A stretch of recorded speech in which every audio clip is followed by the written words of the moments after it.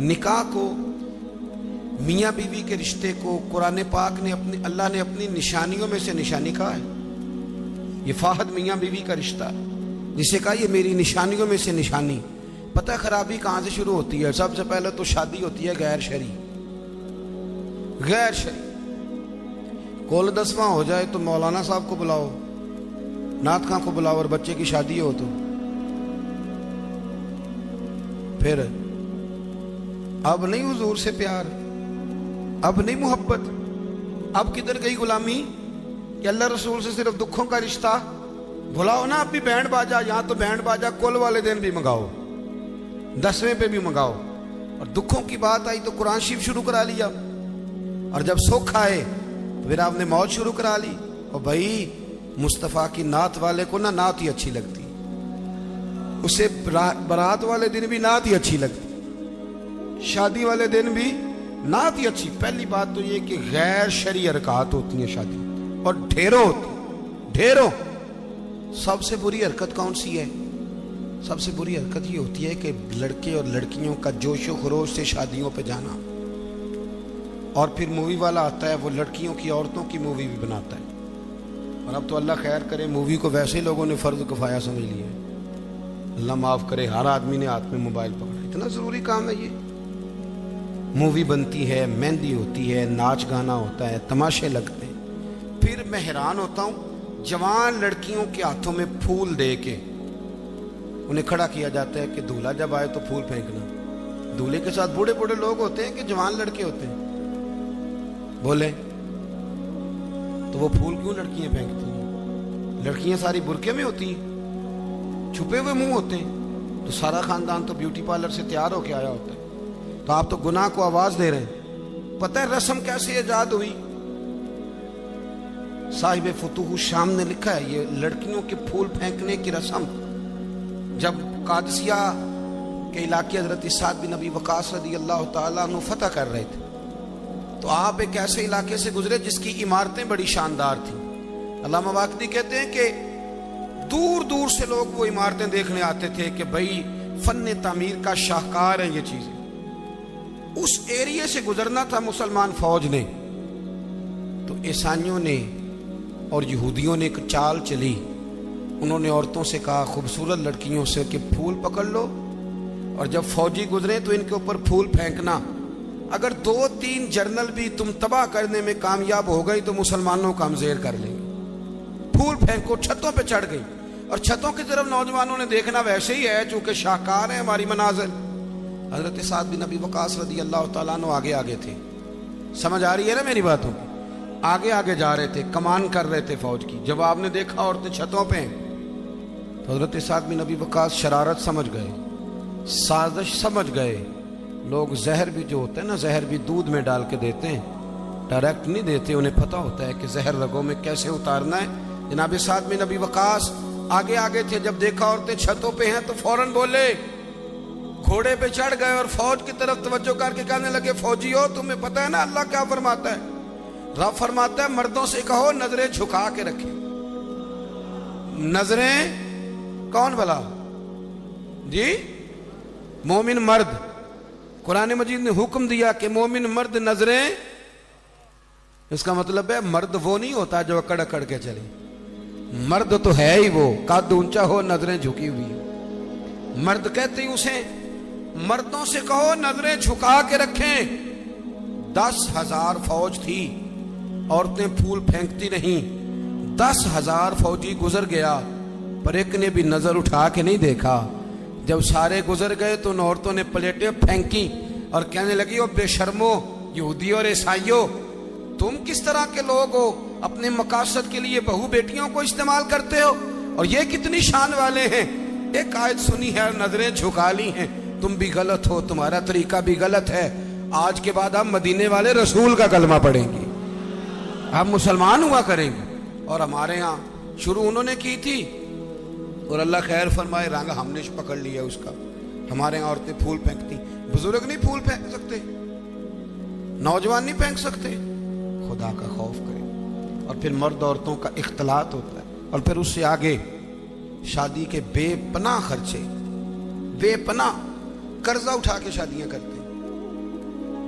निकाह में तो दो आदमी जाएंगे, दो जोड़े जाएंगे। और मैं आपको एक शरई हुक्म बताता हूं, आपका सगा भाई, इधर देखो मेरी तरफ, सगा भाई अपने बेटे की शादी पे अगर आपको न बुलाए तो उससे नाराज होना जायज नहीं। तुसी ते मेरे नाल भी हो गए। ओ भाई, सगा भाई भी अगर अपने बेटे की शादी पे न बुलाए तो उसकी मर्जी है, ना बुलाए चाहे ना बुलाए, उससे नाराज होना जायज। तो आपको तो मंगनी में ना बुलाएं तो नाराज हो जाते। और अगर कोई कार्ड भेज दे ना सिर्फ वलीमे का, कहने ने हूँ वलीमे ते भी वो ही जान के जेड़े जांच नाल गए सन, असी सिर्फ वलीमे ते, भाई फर्ज है आपका जाना। हाँ, हुजूर ने हुक्म दिया है वलीमे की दावत दे तो जरूर जाया करो, लेकिन इसके इतने ज्यादा खर्चे हमने कर दिए। हमारे बच्चे, अब नाराज ना होना, गुनाह इसलिए आम हो गया कि हमने निकाह मुश्किल कर दिया। निकाह मुश्किल हो गया। अगर हम इसके अखराजात कम करें, मैं शादियां देखता हूं, मुझे लगता है इतने पैसों में 6 शादियां हो सकती हैं। कर्जा उठा के शादी कर ली, 15 दिन नहीं गुजरते तो पैसे लेने वाला आ जाता है। वो कहता मेरे तो रखना पहले। तो वो बच्चा बेचारा, उसने क्या शादी के बाद खुश रहना, वो तो कर्जे अदा कर रहा है। घर में लड़ाई पड़ी हुई, 1 महीना पूरा बीबी जेवर नहीं बेचारी पहन सकती, वो सारा कर्जे में चला जाता है। गलत काम करते हैं हम। सुनो, हजरत अब्दुर्रहमान इब्ने औफ रदी अल्लाह ताला, सहाबा में सबसे अमीर आदमी, सबसे अमीर। ये बुखारी में हदीस है, फजर की नमाज ना उन्होंने नबी करीम अलैहिस्सलाम के पीछे पढ़ी, सफेद कुर्ता पहना था तो उसको जर्द रंग का दाग लगा हुआ था। तवज्जो है ना मेरी बात? सफेद कुर्ता और जर्द रंग का दाग। नबी पाक सल्लल्लाहु अलैहि वसल्लम ने कहा, ये अब्दुर्रहमान ये क्या है? अर्ज की या रसूल अल्लाह, मैंने रात को निकाह किया था, खुशबू लगाई थी तो वो दाग रह गया। हुजूर ने तो कोई उस पर इसरार नहीं किया कि यार इतने अमीर आदमी की शादी मदीने में पता ही नहीं चला, किसी को खबर ही नहीं। यहाँ गरीब भी बाज नहीं आता, वो भी कहता है मेरी नाक जो है वो कट जाएगी अगर मैंने करोड़ों रुपया ना लगाया, तो जब पैसे लेने वाले आएंगे फिर कट जाएगी कि छोटी हो जाएगी मजीद। मेहरबानी फरमाएं, आप किस चक्कर में पड़े हो? हुजूर ने क्या फरमाया? नबी करीम सल्लल्लाहु अलैहि वसल्लम फरमाने लगे, निकाह कर लिया तो वलीमा जरूर करना, चाहे एक बकरी ही ज़िबा करो। तो अपने घरों के अंदर सुकून का माहौल कायम करें। शादी और ब्याह को हुजूर की सुन्नत के दायरे में लेके आए। ये वफादारी का रिश्ता है, ये खुलूस का रिश्ता है। इस रिश्ते को खुलूस वाली मनाजिल की तरफ लेकर के जाएं। बीवी ख्याल करे कि मुझे अपनी खामन की खिदमत करनी है, खामन ख्याल करे कि मुझे बीवी। मैं अक्सर कहा करता हूँ, मैं कहता हूँ कि अगर आप बीवी के माँ बाप की इज्जत करेंगे तो वो भी आपके माँ बाप की इज्जत करेगी। आप तो माँ बदौलत कहते मैं नहीं कभी ससुराल गया जी, वो मैं दरवाजे पे छोड़ के आ जाता हूँ, फिर वो मैं लेने भी चला जाता हूँ, चूंकि मैं बहुत बड़ा नवाब हूँ। तो आप कैसे उम्मीद रखते हैं फिर वो आपके माँ बाप की खिदमत करेगी? सुने, 2 बातें अर्ज करता हूँ, बात खत्म करता हूँ। सैयदा तैयबा ताहिरा हजरत खतीजतुल कुबरा रदी अल्लाह ताला। जब आदमी अमीर हो ना, गरीब हो जाए तो उसके लिए बड़ी मुश्किलात होती। गरीब अमीर हो जाए तो कोई मुश्किल नहीं होती। हजरत खतीजतुल कुबरा मक्के की मलका थी, 20-20 कनीज़े नौकरानियां घर में काम करती। फिर सैयदा खतीजा कलमा पड़ गई, फिर मुसलमान हुई, हुजूर से निकाह हुआ। अगरचे हुजूर ने ऐलान नबुव्वत बाद में किया, लेकिन हजरत खतीजतुल कुबरा रदी अल्लाह ताला अन्हा कहते मैं तो उसी वक्त, कलमे का माना जो मैंने बयान किया यही समझ लें, मैं तो उसी वक्त ही समझ गई थी जब मेरे गुलाम ने आके बताया कि बादल के टुकड़े साया करते, दरख्त इन पे झुकते हैं। फरमाते मैं तो उसी वक्त ही महबूब की गुलामी में आ गई। निकाह हो गया, हुजूर की बारगाह में आ गई। फरमाती है मैंने ना जोहर के वक्त सारा माल हुजूर की खिदमत में दिया, 20 कनीज़ें गुलाम जोहर के वक्त, और असर से पहले पहले महबूब ने हर शय अल्लाह के रास्ते में तकसीम कर दी। ये वक्त भी बतौर तमसील है कि जितना जोर असर के दरमियान वक्त होता है, इतने वक्त में बांट दिया हुजूर ने सारा कुछ। इतनी अमीर बीबी और फिर वो गरीब हो जाए। हजरत खतीजा ने फिर वो वक्त भी देखा कि आपके कपड़ों को 20-20 पैबंद लगे होते थे, 20-20। पहले कभी पानी का प्याला उठ के नहीं पिया, फिर घर में झाड़ू भी देती, फिर घर के सारे काम करती।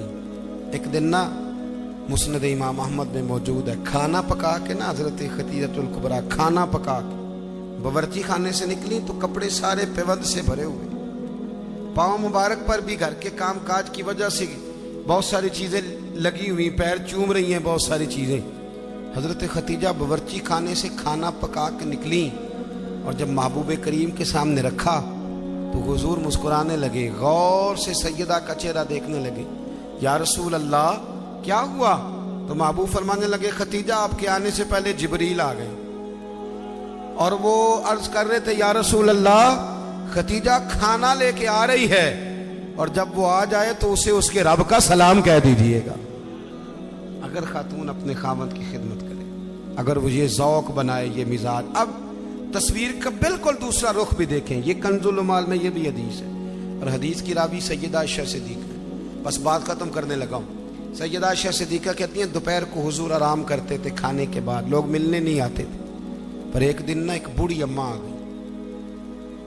उसने जब दरवाजे के सामने आके वो बोली तो हुजूर जल्दी से उठे, खुद दरवाजा खोला, खाना खिलाया, खजूरें दी, सिरका दिया, प्यार किया, मोहब्बत फरमाई।